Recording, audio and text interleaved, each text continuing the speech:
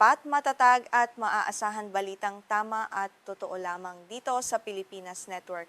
Magandang araw sa ating mga kababayan sa Pilipinas at sa buong mundo. Huwag kalimutang pusuan ang video, sumubaybay at pindutin ang batingaw upang lagi kayong updated sa balita. Simulan na natin. Isang madugong labanan na naman ang sumiklab sa pagitan ng mga sundalo ng Pakistan at mga armadong militante sa magulong lalawigan ng Balochistan na nagresulta sa pagkamatay ng 10 rebelde. Kasabay nito, isang pagsabog ng sasakyang may bomba ang pumatay sa 3 inosenteng sibilyan sa isang kalapit na tahanan. Agad nating tututukan ang pinakahuling kaganapang ito sa timog kanlurang bahagi ng bansa kung saan patuloy ang opensiba ng pamahalaan. Ayon sa opisyal na ulat ng militar, naganap ang mapaminsalang pagsabog ng bomba sa loob ng isang sasakyan sa distrito ng Surab. Hindi inaasahang sumabog ng maaga ang nasabing bomba habang inihahanda itong ikabit ng 8 militante na naging sanhi ng kanilang agarang pagkamatay. Ang insidenteng ito ay nagdulot ng matinding takot sa mga lokal na residente ng komunidad na lubhang naapektuhan ng malakas na pagsabog na sumira sa ilang kalapit na bahay. Ang mga naganap na sagupaan ay bahagi ng isang malawakan at masinsinang operasyon ng pamahalaan laban sa tinatawag nitong mga miyembro ng Fitna al-Hindustan. Ito ang partikular na terminong ginagamit ng mga otoridad sa Pakistan para sa mga separatistang grupo sa Balochistan na tahasang inaakusahan ng Islamabad na sinusuportahan at pinopondohan ng India upang maghasik ng kaguluhan sa kanilang teritoryo. Maring itinanggi ng pamahalaan sa New Delhi ang mga paratang na ito at sinabing wala itong anumang kinalaman sa pagsuporta sa mga militante sa Pakistan. Ang diplomatikong tensyon sa pagitan ng dalawang magkatunggaling bansa ay lalo pang uminit dahil sa mga ganitong akusasyon, habang patuloy na iginigiit ng Islamabad na may mga panlabas na puwersang nagpopondo at nagbibigay ng armas sa mga rebelde sa rehiyon. Kinumpirma rin ng militar ng Pakistan na bukod sa 10 nasawing militante, 2 sundalo rin ang malubhang nasugatan sa kasagsagan ng madugong labanan. Ang mga sugatang sundalo ay agad na dinala sa pinakamalapit na ospital militar upang lapatan ng lunas, habang ang buong rehiyon ay nananatiling nasa ilalim ng mataas na antas ng alerto dahil sa banta ng mga susunod pang pag-atake ng mga rebelde. Ang Balochistan ang pinakamalaking lalawigan sa buong Pakistan pagdating sa lawak ng lupain, ngunit ito rin ang may pinakamaliit na populasyon sa bansa. Sa kabila ng napakayaman nitong likas na yaman, matagal nang napag-iiwanan ng rehiyon sa aspeto ng pag-unlad at infrastruktura na isa sa mga pangunahing dahilan ng galit at pag-aalsa ng ilang lokal na mamamayan laban sa federal na pamahalaan. Ang lalawigang ito ay matagal nang nahaharap sa isang marahas at matagalang separatistang rebelyon na pinangungunahan ng ipinagbabawal na Baloch Liberation Army o BLA. Ang grupong ito ay binubuo ng mga etnikong Baloch na nasyonalista na nagnanais ng ganap na kalayaan mula sa pamahalaan ng Pakistan dahil sa paniniwalang kinakamkam lamang ng federal na pamahalaan ang kanilang mga likas na yaman nang hindi nagbibigay ng sapat na kapalit sa mga lokal na mamamayan. Sa nakalipas na ilang taon, ang Baloch Liberation Army ay nagsagawa ng maraming mararahas na pag-atake na naglalayong maghasik ng kaguluhan at takot sa bansa. Madalas nilang pinupuntirya ang mga puwersang pansiguridad ng pamahalaan, pati na rin ang mga proyektong pang-infrastruktura at mga interes ng China na kasalukuyang nagpapatakbo ng malalaking proyekto sa pagpapaunlad sa ilalim ng CPEC sa rehiyon. Bukod sa BLA, nakararanas din ang Balochistan ng madalas na pag-atake mula sa grupong Pakistani Taliban. Ang grupong ito ay isang hiwalay na organisasyon ngunit kilalang malapit na kaalyado ng Afghan Taliban na kasalukuyang namumuno sa karatig bansa. Ang ugnayang ito ay nagbibigay ng karagdagang malaking hamon sa seguridad ng Pakistan dahil sa kakayahan ng mga militante na tumawid sa bulubunduking hangganan. Ang komplikadong sitwasyon sa Balochistan ay sumasalamin sa mas malalim na geopolitikal na tunggalian sa buong Timog Asya. Ang paggamit ng terminong Fitna al-Hindustan ay nagpapakita ng paniniwala ng Pakistan na ang destabilisasyon sa kanilang bansa ay may direktang koneksyon sa kanilang katunggaling India na patuloy namang itinatanggi ng New Delhi sa harap ng pandaigdigang komunidad. Malaki ang papel at interes ng China sa rehiyon dahil sa estratehikong Gwadar Port na matatagpuan sa Balochistan na isang mahalagang bahagi ng China-Pakistan Economic Corridor. Dahil dito, ang mga manggagawang Chino at kanilang mga pasilidad ay naging mga pangunahing target ng mga separatista na naniniwalang ang pakikipagtulungan ng Pakistan sa China ay hindi nagbibigay ng sapat na pakinabang sa mga lokal na mamamayan. Ang bulubundukin, tuyo at napakalawak na lupain ng Balochistan ay nagbibigay ng malaking bentahe sa mga militante upang magtago at magsagawa ng mga gerilyang pag-atake laban sa militar. Nahihirapan ng mga puwersang pansiguridad na ganap na makontrol ang buong rehiyon dahil sa mahirap nitong heograpiya na nagbibigay daan sa mga rebelde na makapagtatag ng mga lihim na kampo at imbakan ng armas sa kabundukan. Ang pinakahuling insidente ng pagsabog ng sasakyang may bomba na pumatay sa 3 sibilyan ay nagpapakita ng matinding panganib na kinakaharap ng mga inosenteng mamamayan araw-araw. Sila ang madalas na nadadamay sa gitna ng walang katapusang labanan sa pagitan ng pamahalaan at mga rebelde. Ang pagkamatay ng mga sibilyan ay muling nagdulot ng malawakang panawagan para sa mas ligtas at mapayapang mga komunidad. Ayon sa ilang eksperto sa seguridad, ang paggamit ng pamahalaan ng Pakistan ng mga relihiyoso at nasyonalistikong termino tulad ng Fitna al-Hindustan ay isang estratehiya upang palakasin ang suporta ng publiko laban sa mga separatista. Sa pamamagitan nito, nais ng pamahalaan na ipakita na ang laban ay hindi lamang isang lokal na usapin kundi bahagi rin ng pagtatanggol sa soberanya ng bansa. Ang pag-igting ng karahasan sa Balochistan ay nagaganap sa panahon kung kailan nahaharap din ang Pakistan sa matinding krisis sa ekonomiya at politika. Ang karagdagang pondong kinakailangan para sa mga operasyong militar ay lalo pang nagpapabigat sa limitadong badyet ng bansa na nagpapahirap sa pamahalaan na tugunan ng iba pang pangunahing pangangailangan ng mga mamamayan. Ang ugnayan sa pagitan ng Pakistani Taliban at Afghan Taliban ay nananatiling isang malaking suliranin para sa pamahalaan sa Islamabad.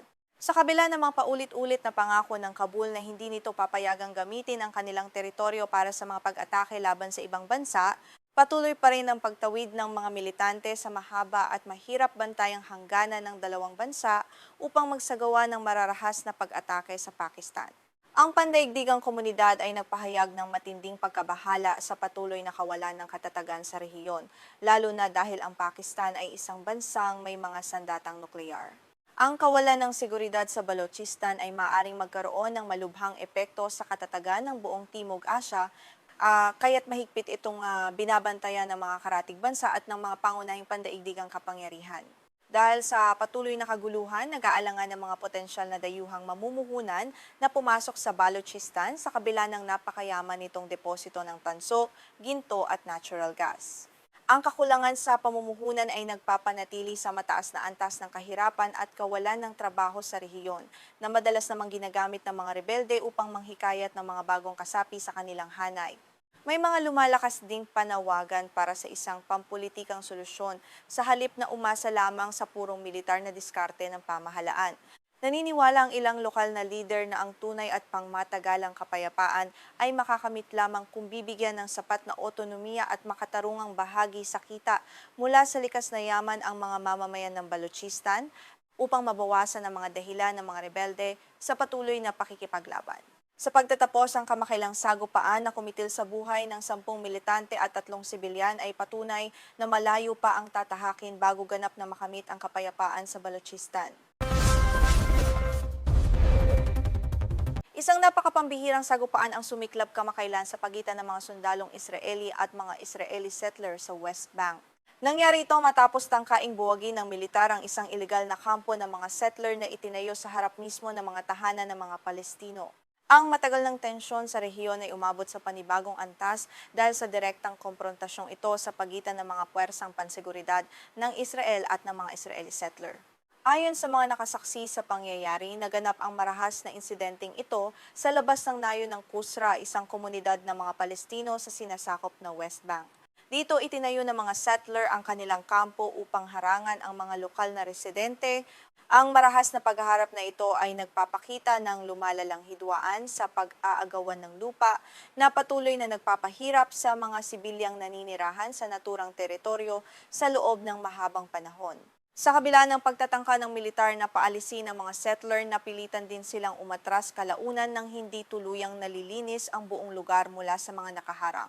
Ang kabiguang ito ay nagdulot ng higit pang pangamba sa mga Palestino na naiwang walang sapat na proteksyon laban sa mga agresibong settler. Ipinapakita nito ang komplikadong papel ng militar ng Israel na naiipit sa pagitan ng pagpapatupad ng batas at pagpapanatili ng seguridad sa lugar. Ang sagupang ito ay itinuturing na lubhang pambihira dahil bihirang magkaroon ng direktang pisikal na paghaharap ang militar ng Israel at ang mga radikal na settler. Kadalasan, inaakusahan ng mga kritiko ang mga sundalo ng pagiging kampi o pagwawalang bahala sa mga mararahas na pag-atake laban sa mga Palestino. Kaya naman, ang naging hakbang na ito ng hukbo ay nagdulot ng matinding reaksyon at debate mula sa magkabilang panig. Ang insidenteng ito ay naganap sa gitna ng matinding pagtaas ng mga kaso ng pang-aagaw ng lupa ng mga settler at sunod-sunod na mararahas na pag-atake laban sa mga komunidad ng Palestino. Sa mga nakalipas na buwan, mas naging agresibo ang mga settler sa pagtatayo ng mga hindi autorisadong outpost na naglalayong palawakin ang presensya ng mga settlers sa mga estratehikong bahagi ng West Bank. Nahaharap ngayon sa matinding pressure ang militar ng Israel na pigilan ang mga ilegal na pang-aagaw ng lupa ng mga settler na tila nabigyan ng lakas ng loob sa ilalim ng kasalukuyang pamahalaan. Ang administrasyon ni punong ministro Benjamin Netanyahu ay kilala sa pagiging makakanan at hayagang sumusuporta sa pagpapalawak ng mga pamayan ng Hudyo sa mga sinakop na teritoryo. Sa isang hindi pangkaraniwang hakbang, naglabas ng matalim na pahayag ang militar ng Israel laban sa mga ginawa ng mga settler. Inilarawan ng hukbo ang kampo sa Kusra bilang isang ilegal, kasumpa-sumpa at ganap na hindi katanggap-tanggap na aktibidad. Ayon sa militar, ang mga gawaing ito ay hayagang nakapipinsala sa mga lokal na residente at nagpapagulo sa kanilang pang-araw-araw na pamumuhay na dapat sanang malaya sa takot. Noong Miyerkules ng umaga, nang magpadala ng mga tropa ang militar upang buwagin ang kampo, agad na sumiklab ang kaguluhan sa pagitan ng dalawang panig. Tumangging umalis ang mga settler at hinarap ang mga sundalo sa pamamagitan ng marahas na pagtutol. Ang eksenang ito ay nagdulot ng malaking kaguluhan sa buong lugar habang sinusubukan ng mga otoridad na kontrolin ang sitwasyon mabilis na lumalala. Upang mapatalsik ang mga nagpoprotestang settler, napilitan ang mga sundalo na gumamit ng tear gas laban sa kanila. Ang paggamit ng ganitong uri ng puwersa laban sa mga kapwa-Israeli ay nagpapakita kung gaano katindi ang tensyon sa pagitan ng mga otoridad at ng mga radikal na grupo. Ang mga video na sinuri ng Reuters ay nagpapakita ng magulong tagpo at ng paggamit ng tear gas sa gitna ng sagupaan. Gayunpaman, sa halip na tuluyang linisin ang lugar, tinanggal lamang ng hukbo ang bubong ng isa sa mga tolda ng kampo bago sila tuluyang umatras mula sa lugar. Ang tila kalahating hakbang na ito ng militar ay binatikos ng marami dahil iniwan nitong nakalantad ang mga lokal na Palestino sa galit ng mga settler. Pagkaalis ng mga sundalo, lalo pang naging agresibo ang mga settler na naiwan sa paligid ng mga tahanan doon. Ayon sa mga saksi, matapos ang pag-atras ng mga sundalo, agad na sinubukan ng mga settler na sirain ang trangka ng isa sa mga bahay ng mga Palestino doon.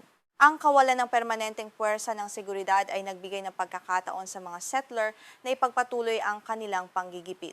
Ang marahas na gawaing ito ay nag-iwan sa mga pamilyang Palestino na walang kalaban-laban sa harap ng nagngangalit na grupo ng mga settler. Isa sa mga biktima, si Aisha Hassan, na nakatira sa isa sa 3 kinubkob na tahanan doon, ay nagbahagi ng kanyang nakakatakot na karanasan sa media. Ayon sa kanya, 4 na araw nang nakatayo ang kampo ng mga settlers sa tapat mismo ng kanilang bahay.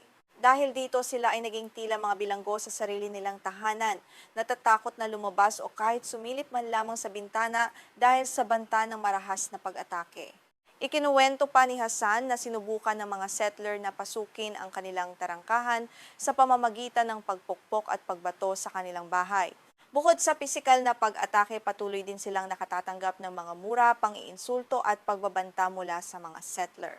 Ang bawat gabi ay puno ng matinding takot para sa kanyang pamilya habang naririnig nila ang mga kalampag at sigaw sa labas ng kanilang bahay. Mamamatay na kami sa takot. Labis kaming nasisindak sa kanilang mga ginagawa. Ang emosyonal na pahayag ni Hassan habang inilalarawan ang kanilang kalagayan. Ang kanyang pahayag ay sumasalamin sa nararanasang trauma ng maraming pamilyang Palestino sa West Bank na araw-araw na nabubuhay sa ilalim ng banta ng karahasan. Ang kawalan ng katiyakan sa kanilang kaligtasan ay nagdudulot ng malalim na sugat sa kanilang komunidad. Sa isang opisyal na pahayag noong Miyerkules, sinabi ng militar ng Israel na ang mga puwersa ng Border Police ay nagtagumpay sa paglikas ng tolda roon. Dagdag pa nila, kasalukuyan silang gumagawa ng paraan upang tuluyang maalis ang mga sibiliyang nananatili sa iligal na outpost.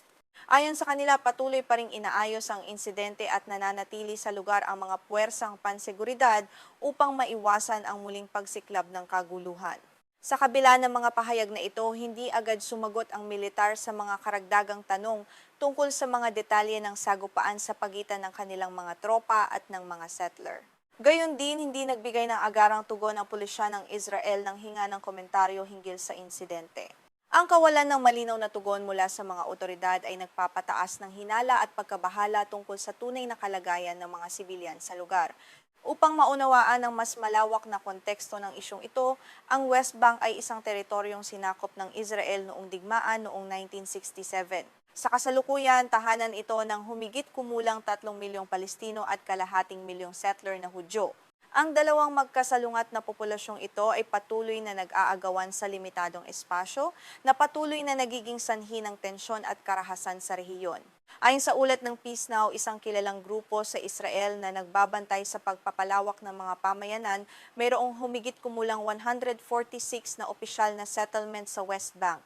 Bukod dito, mayroon ding 390 na mas maliliit na hindi autorisadong outpost na katulad ng itinayo sa Kusra. Ang patuloy na pagdami ng mga outpost na ito ay lalo pang nagpapahirap sa pagkamit ng kapayapaan at ng isang solusyong dalawang estado. Ang ganitong mga kaganapan ay nagpapakita rin ng lumalalim na lamat sa loob mismo ng lipunang Israeli. Ang pagharap ng militar at ng mga radikal na settler ay nagpapakita na ang isyu ng pananakop ay hindi lamang tungkol sa tunggalian sa pagitan ng mga Israeli at Palestino, kundi isa ring panloob na krisis pampolitika. Habang lumalakas ang suporta ng ilang bahagi ng pamahalaan sa mga settler, lalo namang nahihirapan ang militar na panatilihin ang kaayusan sa rehiyon. Sa pagtatapos, ang sagupaan sa Kusra ay isang paalala ng napakagulong sitwasyon sa West Bank na maaaring muling sumiklab anumang oras at humantong sa mas malawak na karahasan. Ang kawalan ng pangmatagalang solusyon at ang patuloy na agresyon ay nag-iiwan sa mga sibilyang sa gitna ng walang katapusang takot at karahasan.